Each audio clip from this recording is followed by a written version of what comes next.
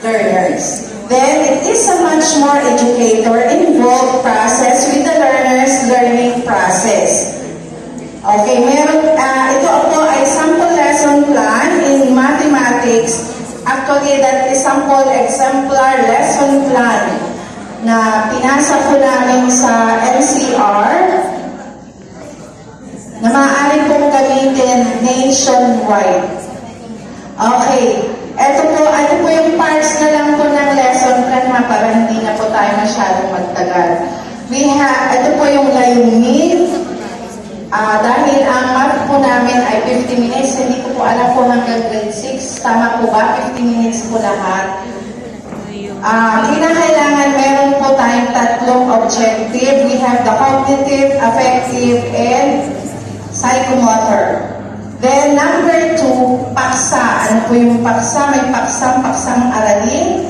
Andyan po yung sanggunian, kagamitan, at ang pagpapahalaga. Kinakailangan po mga ma'am, sa sanggunian, ilalagay po natin ano yung curriculum guide,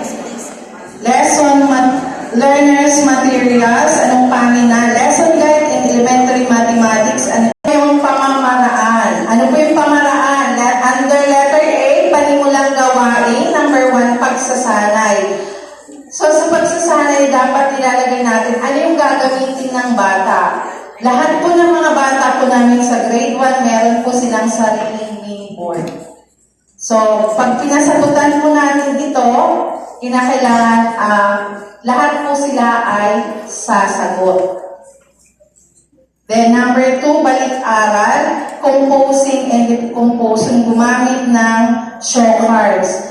Meron din po kami show card yung na ginagamit sa mga bata. Lahat po ng mga bata po namin meron po silang kagamitang ganyan. Number 3, paghawa ng balakid. Hindi lang po natin ipapakita. Ipa-flash na lang yung paghawa ng balakid.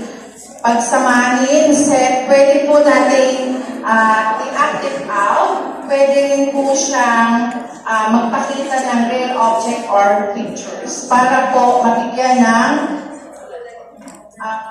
kung anong ibig sabihin ng pagsamahin at set. Then, pag ganyan, ano ang ginagawa ninyo tuwing linggo? Saan kayo? Ito po yung katanungan bago po yung ating pantinang na gawain. Ito po mga ma'am, sa bawat aralin sa mathematics, meron po kami kwentong suliranin. Ito yung pagkatapos magsimba ni Ramon Isabela. Ito po, pagkatapos po niyan, meron po mga katanungan na sasagutan ng mga bata. Doon po natin malalaman kung talagang gumamit ng larawan o cutouts. Napansin niyo po mga ma'am, hindi pa po namin nilalagay ang bilang. Magpapakita ng dalawang set ng cutouts ng mga logo, pangalanan ang pangkat ng asul na logo ng set A at ang pangkat ng pulang logo ng set B. Ipaliwanag sa mga bata para mabuo ang ikatlong set ay pagsamahin ang set A at set B at tawagin itong set C. O mga bata, ito ang set A, ito naman ang set B. Pwede natin sabihin, anong kulay ulit ang mga logo na nasa set A? Anong kulay ang mga nasa set B? Natin sila, ito yung set C. Ilan lahat ang logo? Ano po? Pag po 6 or crowded na po masyado po yun. Kaya talagang pinaka-bukula ang tandaan or generalization sa mga bata. Hindi po natin i-click na lang, o sige, basahin mo. Ikaw. Ganon, di po ba? Ginagawa po natin yon mga ma'am, pag tayo'y mga ma'am. Sa takdang aralin, may dalawa rin po. May para sa enhanced letters. Bakit po puro letters? Pwede po silang bumuo ng salita.